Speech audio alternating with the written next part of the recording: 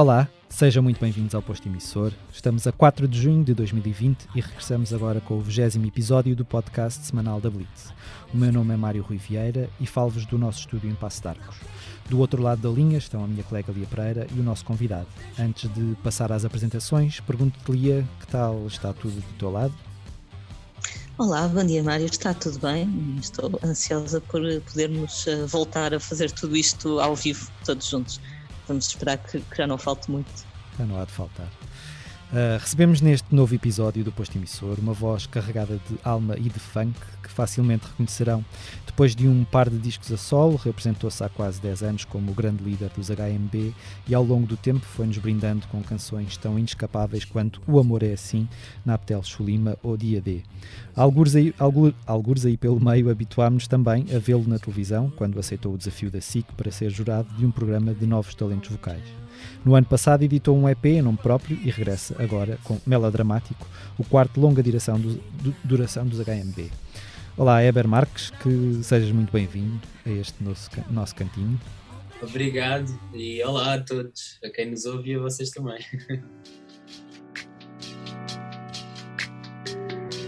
Se eu deixar de respirar, talvez tu voltes aqui, talvez tu voltes para mim. Se eu deixar de respirar,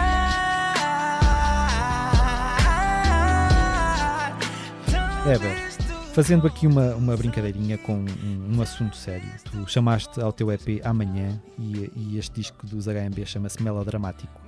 Quem é que disse que 2020 ia ser um ano carregado de drama?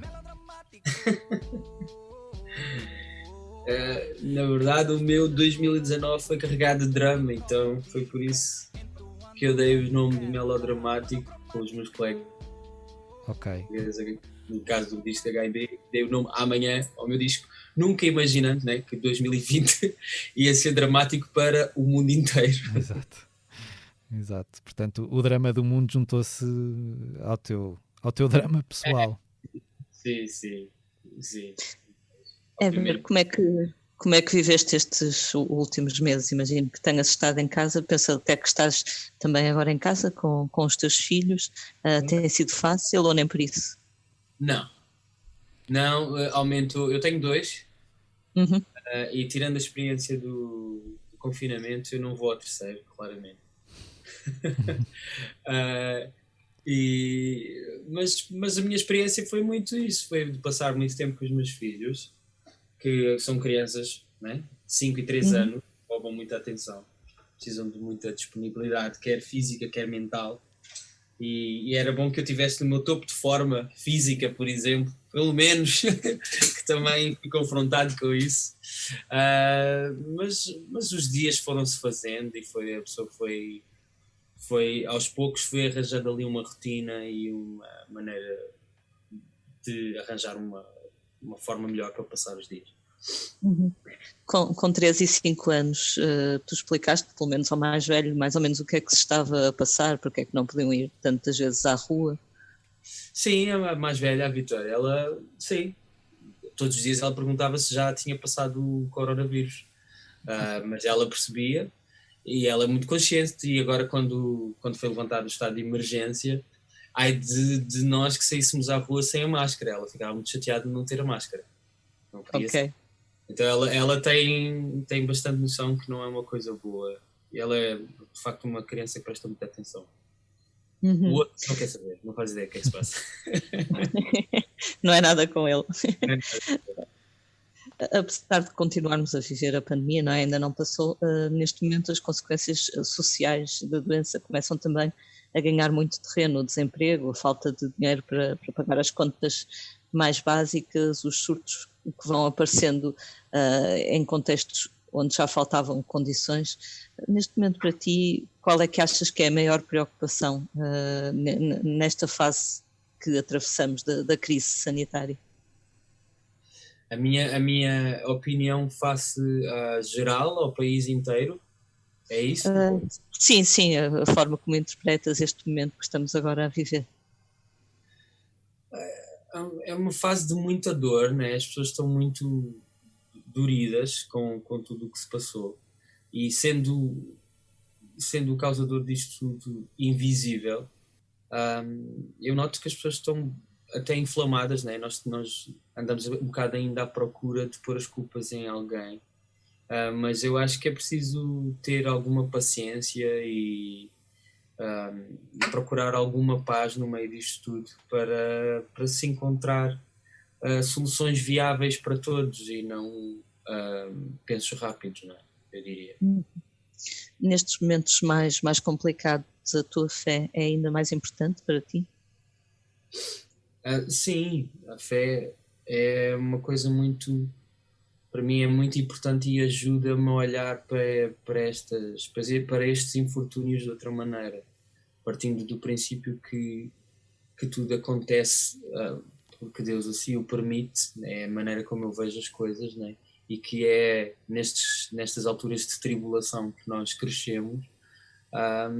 Eu vejo, obviamente, isto das pessoas crescerem e de tentar não cair no desespero, né? A fé ajuda-me a ver as coisas desta forma. Uhum. Em termos profissionais, como é que tu lidaste com toda esta situação? O facto de repente teres deixado de poder dar concertos como é que isto... E eu sei também que o álbum que vocês editaram agora chegou a estar em risco de ser adiado para mais lá para o fim do ano. Como é que tudo isto na vossa cabeça e nas vossas vidas, não é? Porque é óbvio que estas coisas interferem, não só em termos psicológicos, como em termos monetários. Como é que isto foi vivido por esse prisma? Pondo as coisas desta forma, nós somos, ainda que estando numa atividade que, obviamente, a gente só podemos contar connosco, né, em última instância. Somos privilegiados porque tivemos os últimos bons anos, fomos uma banda que tocou bastante, e então tivemos a sorte de poder criar uma almofada, todos nós, nenhum de nós, os 5, está com a corda ao pescoço, né, financeiramente falando. Uhum. E isso já é um alívio, pelo menos é menos uma coisa para tratar, em primeira instância, diria. Agora, no que toca à perspectiva e lidar com a ansiedade, porque ainda assim tínhamos trabalho marcado que foi desmarcado, né? Tínhamos um monte de planos em perspectiva que foram adiados, outros cancelados, e essa é a outra parte que tem vindo a ser tratada. Não é fácil, acho que não está a ser fácil para ninguém, mas na nossa área, sobretudo, temos pensado muito que há uma necessidade enorme de nos reinventarmos e de arranjar estratégias de sermos... Eu sei o que é que tenho na cabeça, mas não sei explicar bem, mas eu diria que o artista hoje tem que arranjar uma maneira de ser ainda mais visível, de brilhar ainda mais. E essa tem sido um dos tópicos das nossas conversas. O que fazer, como é que podemos fazer, que é para não estarmos tão dependentes do sistema. Essa questão do sistema, como é que tu tens visto a forma como o Governo e particularmente o Ministério da Cultura tem lidado com toda esta situação? Porque fala-se muito do facto de a cultura ter sido a primeira a parar, junto com a aviação, não é? Com o turismo. Como é que tu tens visto a atuação do Governo nesse sentido e óbvio, todas as reivindicações que os teus colegas artistas, não só músicos, têm feito? Sentes que há um abandono deste setor que é muito importante para a nossa sociedade? Do ponto de vista do músico, não só do artista, mas agora mais especificamente o músico, há muito, ou seja, isto para começar, vou começar por responder a pergunta desta maneira. Já há algum tempo que os músicos precisavam de se unir e ter alguém que os representasse, né? E que pudesse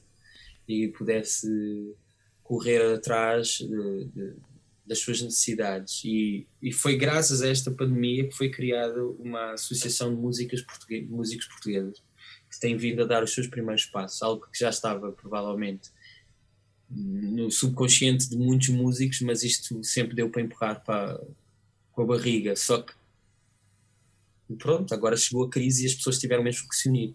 Eu não acredito que se não houvesse uma crise como esta, eu acho que esta associação, por exemplo, nunca iria surgir com tanta rapidez e com tanta solidariedade da parte dos músicos. Então a crise é também sempre uma oportunidade de se reinventar e de se criar mecanismos novos. Esta é a minha perspectiva do ponto de vista do músico.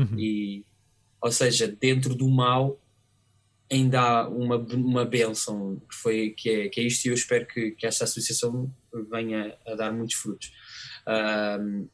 Agora, do ponto de vista mais global do que tu me perguntas, em termos do o que é que o Ministério da Cultura poderia fazer, eu acho que são muitos fogos para serem apagados. Eu não sei se existe um registro que diz que quantas são as pessoas que efetivamente estão em necessidades, quais são as prioridades, percebe o que é que eu estou a dizer? Eu diria que não é não é a área mais fácil de se tratar, mas ainda assim eu acho que é importante os músicos e os artistas e as entidades que representam também esses músicos e artistas, nomeadamente a SPA, a GDA, etc., estarem numa conversa constante com o governo a fim de proteger esta classe que agora que ficou com os seus trabalhos parados e as pessoas ficaram confinadas em casa, percebeu-se que tem uma relevância muito grande, porque as pessoas consumiram mais música, consumiram mais livros, consumiram mais séries, mais filmes, etc.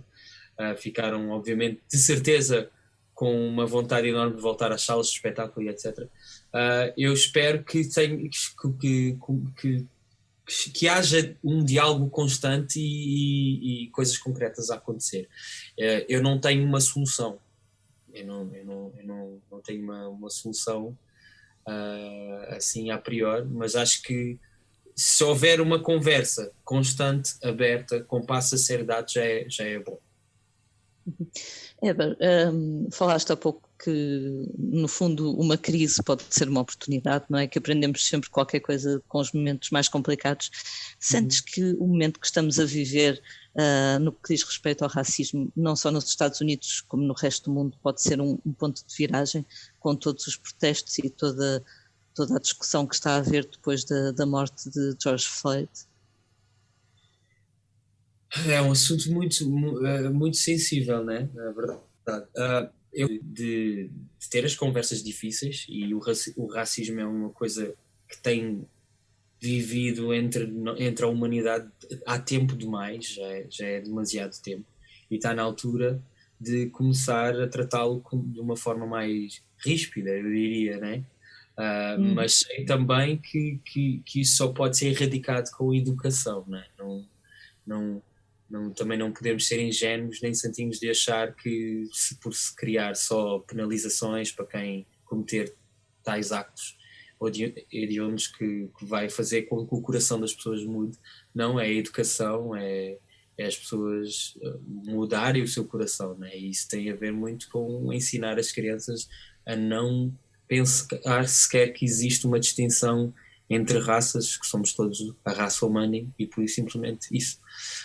Eu acho que é um trabalho a longo prazo, mas acredito que está-se a dar os passos certos, finalmente.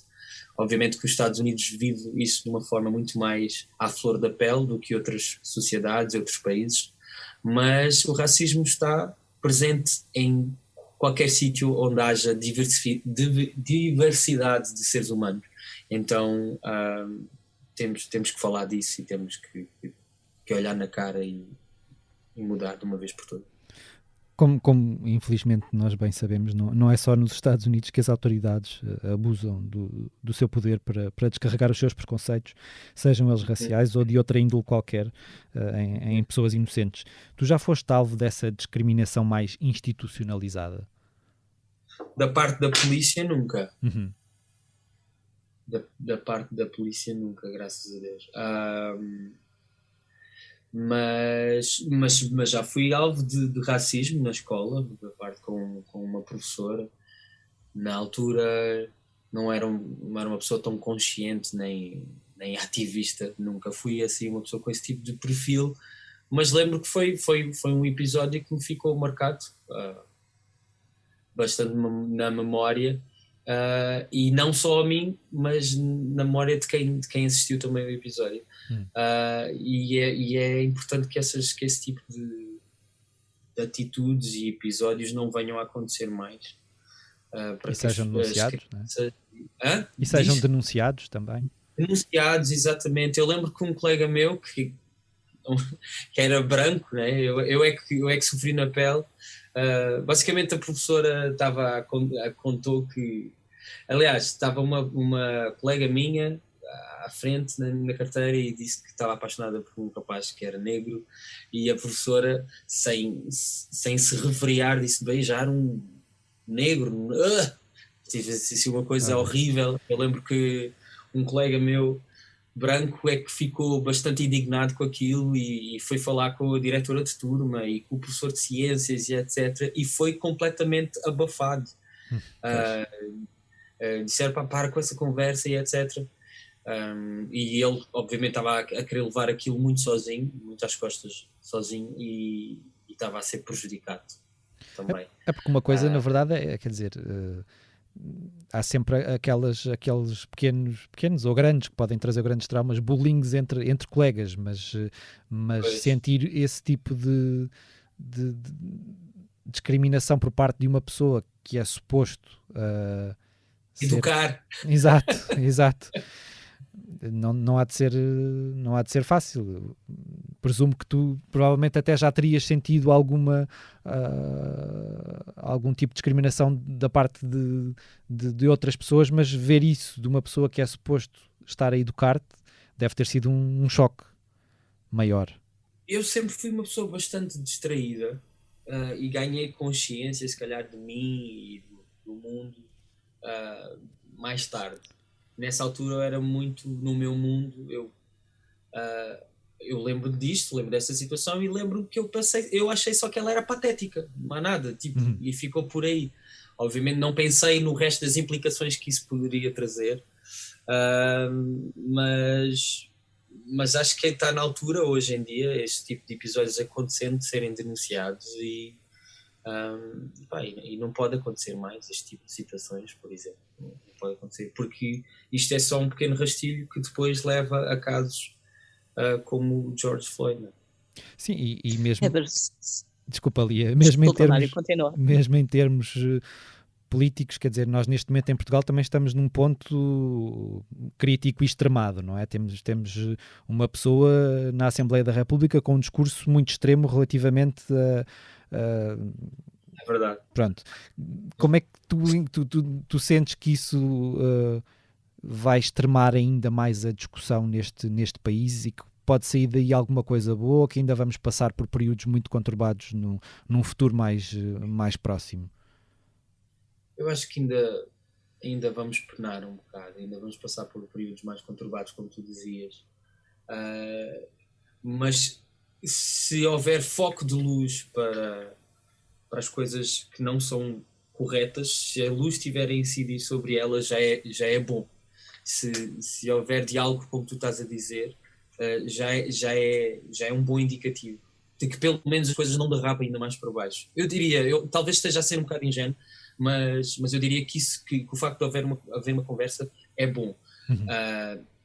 E acho que tem que haver uma conversa não só a nível geral do governo, das pessoas falarem, mas mesmo em casa, né? Está na altura das pessoas, dos pais, conversarem com os filhos sobre este assunto, de conversarem, os tios, os primos, conversarem entre eles, porque é aí que vai começar a mudar a mentalidade das pessoas em relação ao racismo e em relação à diferença. Tal partido como estás a dizer, né? Das pessoas ganharem consciência de quais são a real agenda por detrás desses partidos. Pá. Tudo o que instiga o ódio não é bom.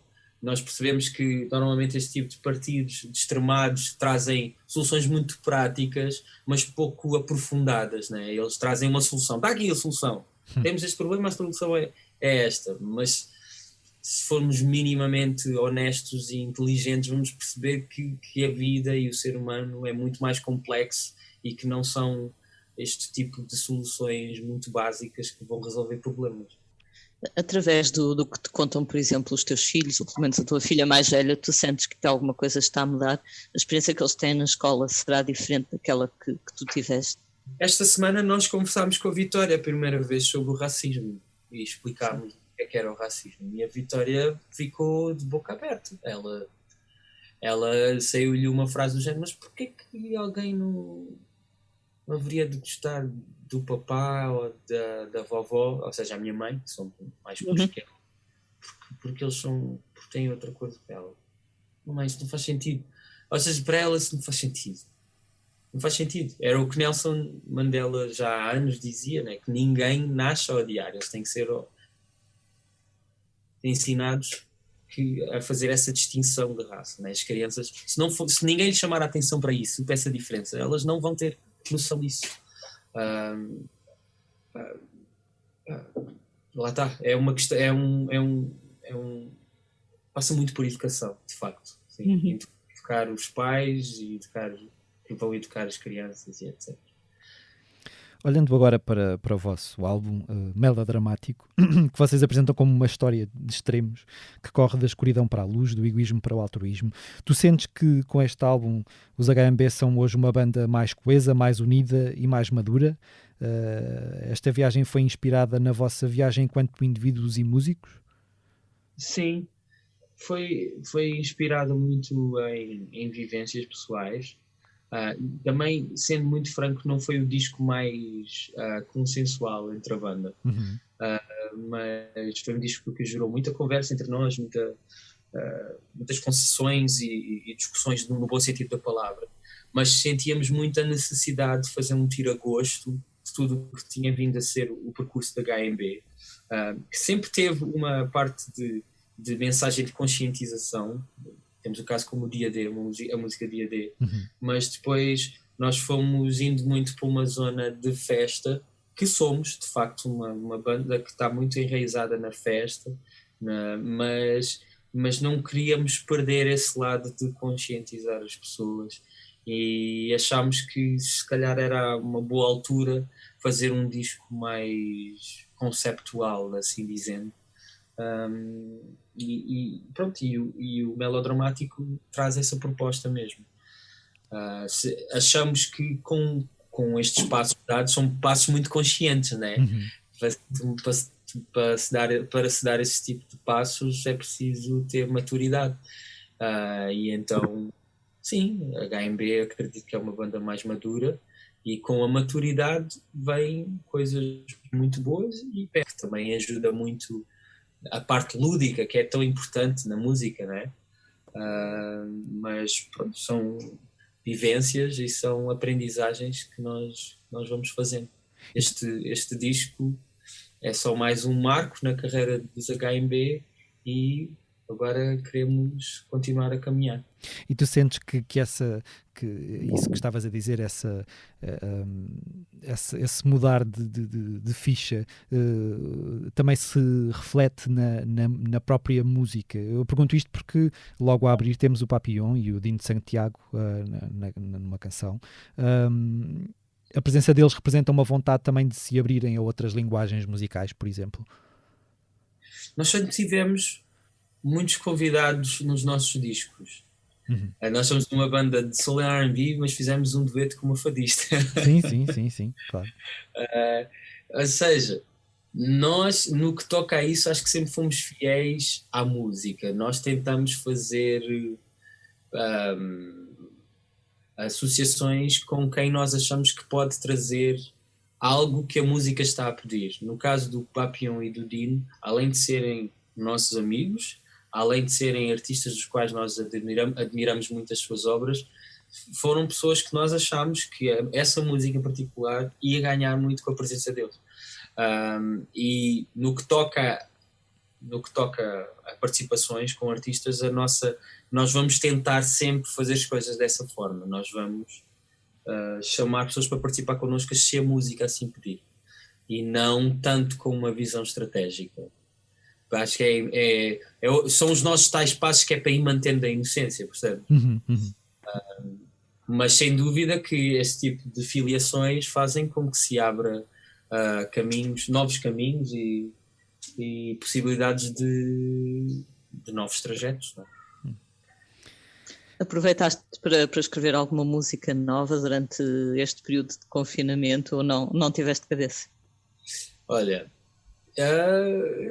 eu escrevi apenas uma música neste tempo todo. É como estava a dizer, eu fiquei muito com os meus filhos e que requerem muita atenção e a pessoa quando finalmente se apanha sozinha já só quer descansar. Claro. Então, não, só compus uma música. Mas há uns tempos atrás estava a conversar com um amigo que disse que tinha um professor, na altura quando ele estava a tirar artes, que, enfim, agora não, que o professor muitas vezes dizia que ficava largos meses sem produzir nada e depois, quando ia de férias, pintava muito, estou a falar de um professor que era de pintura, né? E ele dizia, e o professor depois dizia, isto não é uma pintura de uma semana, isto é uma pintura de um ano inteiro que só saiu agora. Sim. Pode ser isso que me aconteça também, eu quero acreditar que sim. Agora, depois do tempo de confinamento, surjam novas canções de tudo o que foi absorvido e vivido.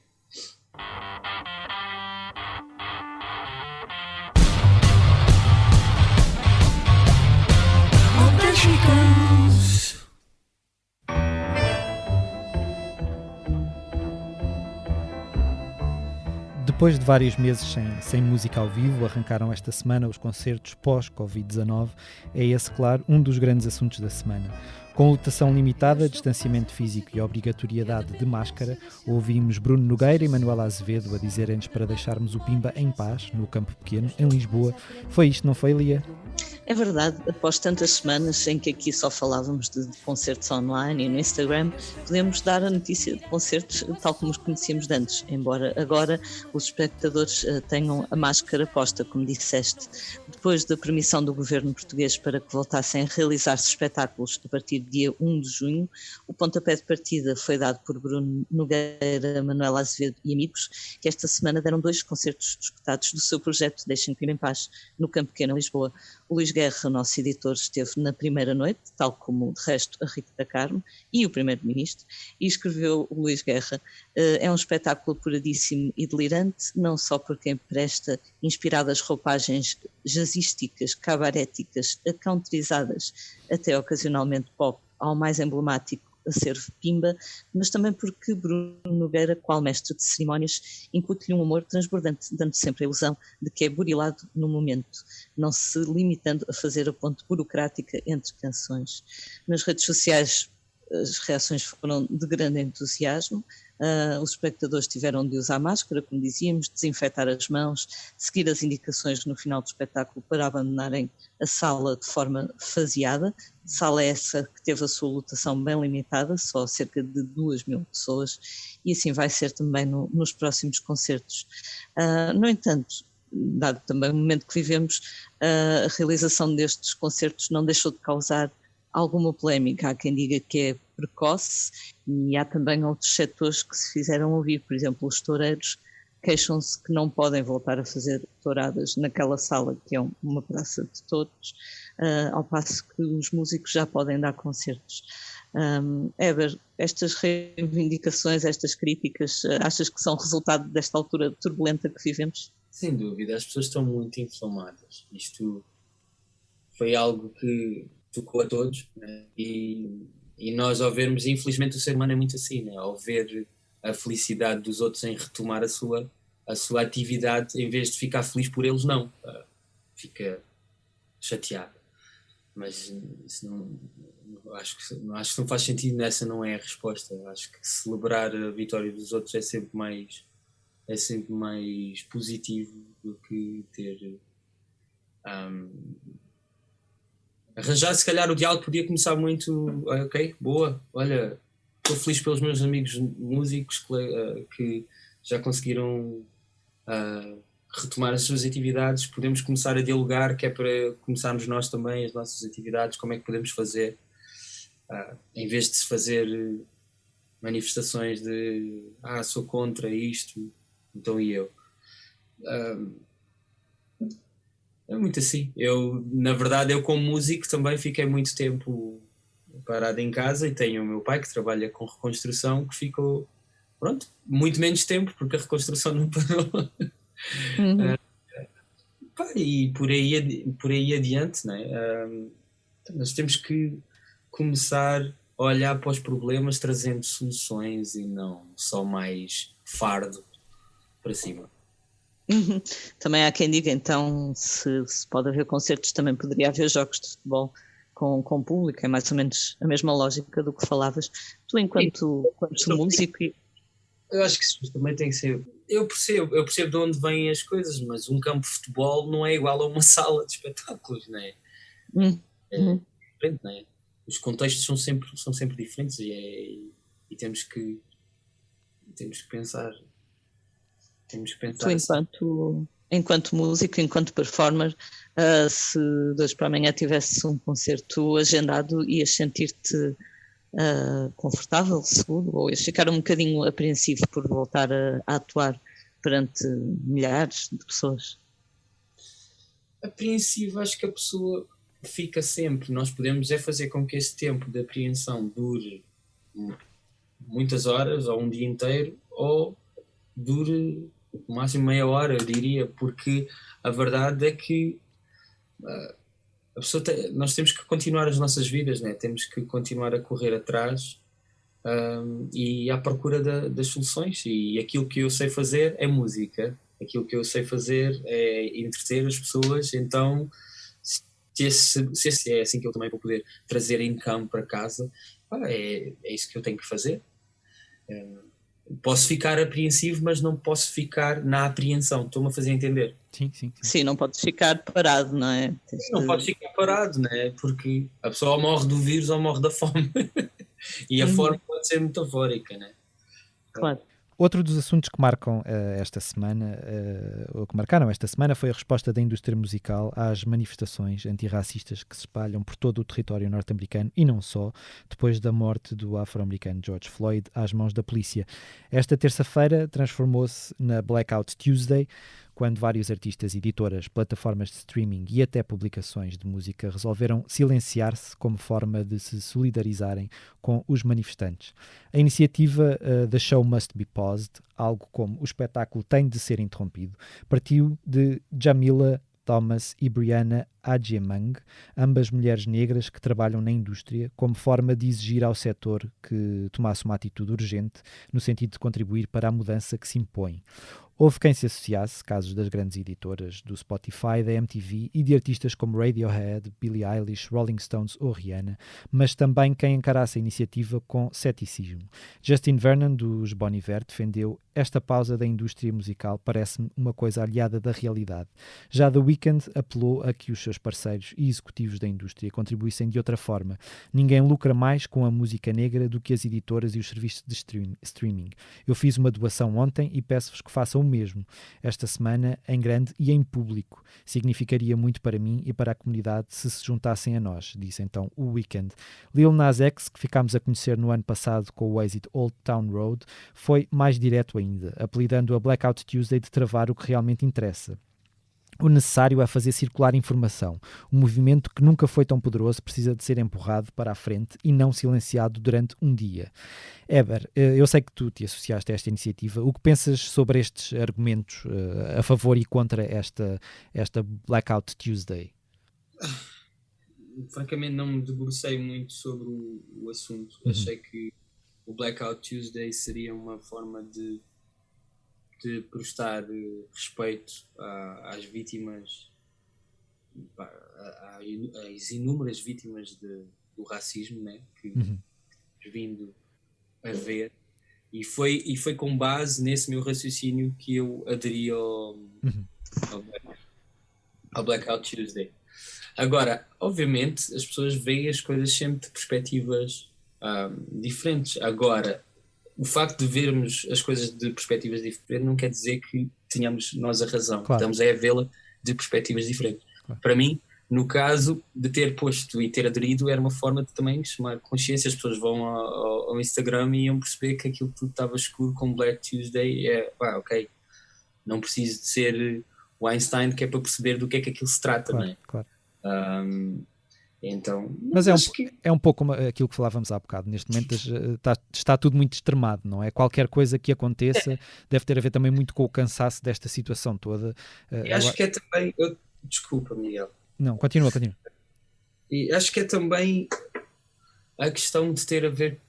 As pessoas hoje todas têm a oportunidade de ter uma voz, não é? Uhum. Nós todos podemos hoje dar a nossa opinião. E eu mesmo também já caí na tentação de dizer, de querer parecer mais inteligente que os outros. Olha, deixa-me pôr as coisas aqui desta perspectiva de que ninguém está a ver, e caímos no erro de cair na semântica. Para mim, isto é a interpretação da pessoa que se manifestou contra o Blackout Tuesday, ficou preso numa questão semântica. Uhum. E é isso. Eu acho que temos que começar a olhar efetivamente para os problemas, para as pessoas, para os outros, olhando para os outros de uma forma o mais empático possível e despindo do nosso narcisismo e etc. E respeitando também as opiniões diferentes. Claro.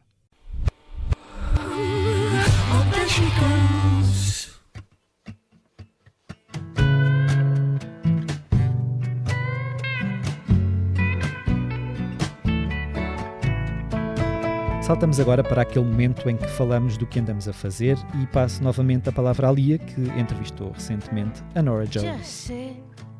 É verdade, eu falei com a Norah Jones, uma das cantoras mais conhecidas do mundo, dentro daquela sua área de pop, de jazz, também às vezes um bocadinho da country. Ela, como boa parte dos trabalhadores não essenciais do mundo, tem passado os últimos meses em casa, escondida da Covid, e está a lançar por estes dias o seu 7º disco, Pick Me Up Off the Floor.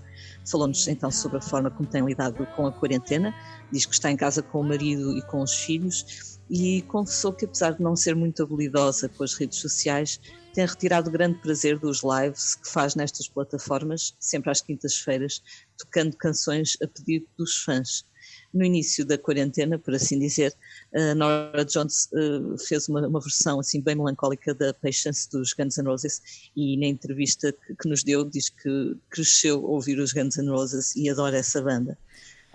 O facto de ela ser uma jogadora de equipa, que já trabalhou com gente tão diferente como o Billy Joe Armstrong dos Green Day, o Mike Patton dos Faith No More, o brasileiro Rodrigo Amarante ou o Jeff Tweedy dos Wilco, que participa neste disco, foi outro dos temas da conversa, onde não podemos também falar não podemos deixar de falar da morte de George Floyd e dos protestos em que os Estados Unidos estão mergulhados até agora. Esta entrevista com Norah Jones, que diz que adora Portugal, reparem, pela comida, pelas pessoas, pelas ruas e pelos azulejos, pode ser lida no Expresso do próximo sábado, dia 6 de junho.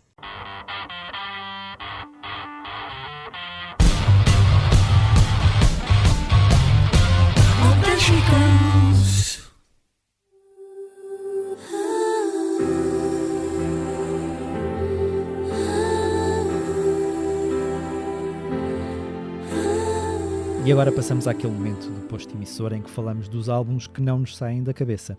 E começo eu com o disco de uma nossa conhecida de longa data. Encantámos-nos pela voz dela nos saudosos Coldfinger, mas agora Margarida Pinto regressa com um novo disco a solo. Chama-se Todas as Coisas e, salvo erro, é o segundo longa duração, assinado em nome próprio. Chega 15 anos depois de Apontamento, um disco de que eu confesso que gostei muito, mas que, contrariamente a este, estava bastante afastado do imaginário musical dos Coldfinger. Apesar de não ser vincadamente eletrónico, Todas as Coisas traz consigo uma sonoridade bastante de agora, uma pop cintilante que explora as capacidades da voz lindíssima e sempre segura da Margarida. Segundo o artista, o álbum é o resultado de um longo e íntimo processo durante o qual mergulhou a fundo na sua identidade musical. Além de Tudo Vai Ficar Bem, que ouvimos há pouco, no top das canções que sugiro estão a efervescente Astronauta, uma ácida Grito de Céu Azul, e a inesperada e comovente versão de Manual de Sobrevivência, canção que conhecemos na voz de Xana dos Rádio Macau. Lia, e tu o que é que nos trazes esta semana? Olha, trago o quarto disco de uma banda chamada Nap Eyes, portanto, Olhos de Cesta. Eles são de Halifax, na Nova Escócia, no Canadá. Já vão então no seu quarto álbum, que se chama Snapshot of a Beginner. Este disco saiu nesta primavera e é uma bela surpresa para quem gostar daquela indie assim meio lânguida, meio preguiçosa e meio literata, algures entre os Go-Betweens e o Mac DiMarco ou os Bell and Sebastian. As referências nas letras podem às vezes ser algo inesperadas, afinal o vocalista da banda, o Nigel Chapman, é bioquímico, trabalha como cientista, mas tem também muito humor, como se pode perceber na canção que se chama Mark Zuckerberg, que é sobre, obviamente, o rei e senhor do Facebook. Eu não sei como é que vão ser as nossas férias este ano, acho que ninguém sabe muito bem, mas se houver sol e se houver preguiça, este Snapshot of a Beginner vai ficar lá muito bem. E tu, Weber, além do melodramático, tens alguma sugestão para nós? O que é que tu andas a ouvir? Fiquei apanhado um bocado. Beleza. O que é que eu ando a ouvir? Olha, senti um bocado a necessidade de ir a ouvir discos antigos. E então uma das coisas que fui ouvir foi um disco do Tony Allen, que é um baterista de Afrobeat, muito conhecido, o pai da bateria no Afrobeat, e fui ouvir o disco dele, Home Cooking, e percebi que é fantástico e que ele tinha todas as razões que é para ser o rei do Afrobeat na bateria.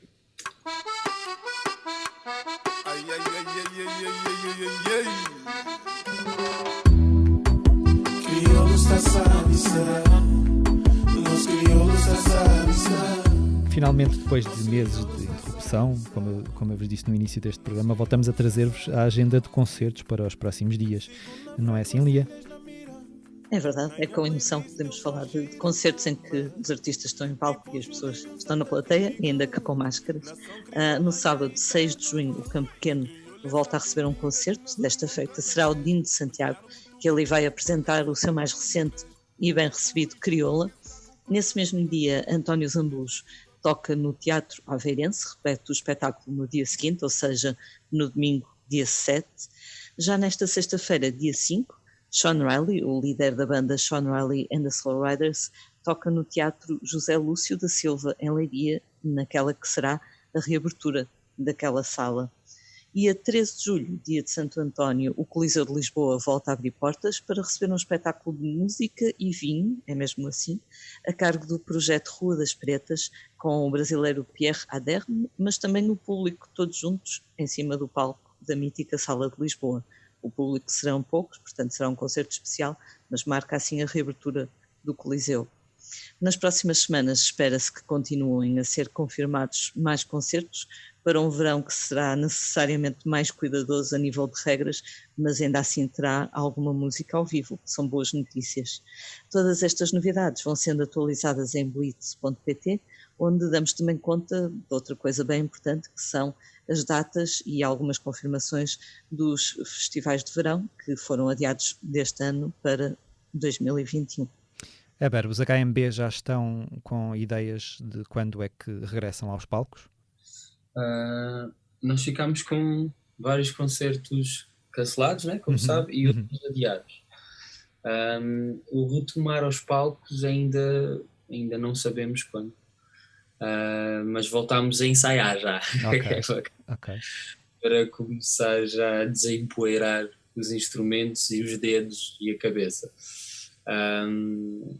E já tens algum bilhete para um destes concertos que se avizinham? Eu gostava muito de ver o meu amigo Dino, mas na altura eu estava com uma cirurgia reservada para esta sexta-feira, que afinal foi adiada, e então eu vou ver se ainda consigo ainda o consigo ir ver agora no sábado. Boa.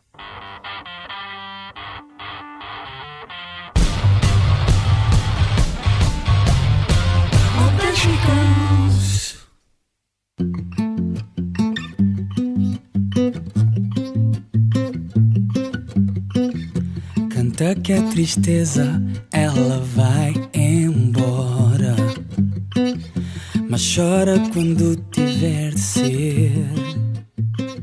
E chegamos assim ao fim de mais um posto emissor. Fica o nosso agradecimento ao Heber Marques por nos ter feito companhia. Espero que tenhas gostado desta conversa.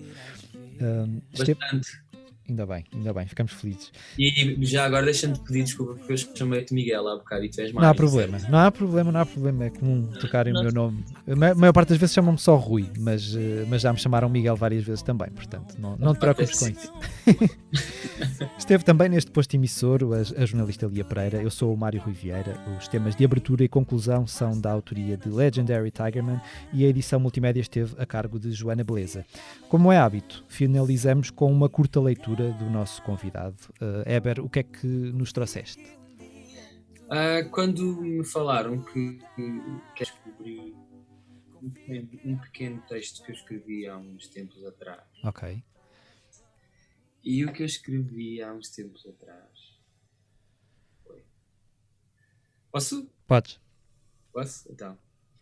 Que esta seja a última lágrima. Que esta seja a última vez que eu embarco nesta viagem. Que esta seja a porta jamais entreaberta e que o meu cansaço me dê lucidez. Que esta seja a lembrança mais doce que amarga, que seja a saudade morta e enterrada. Que eu jamais me lembro dos momentos infelizes, porque eu não quero que esta alma diga que foi só por um triz. Que o destino ficou marcado no negro giz e que todos os braços e abraços foram momentos em que não fomos sol, nem fomos mar, nem fomos terra, mas fomos apenas poeira. Fomos apenas trincheira desta guerra que de tanto batalhar se rendeu, por fim. Muito bem, muito bonito. Muito obrigado. Muito obrigada. Obrigado.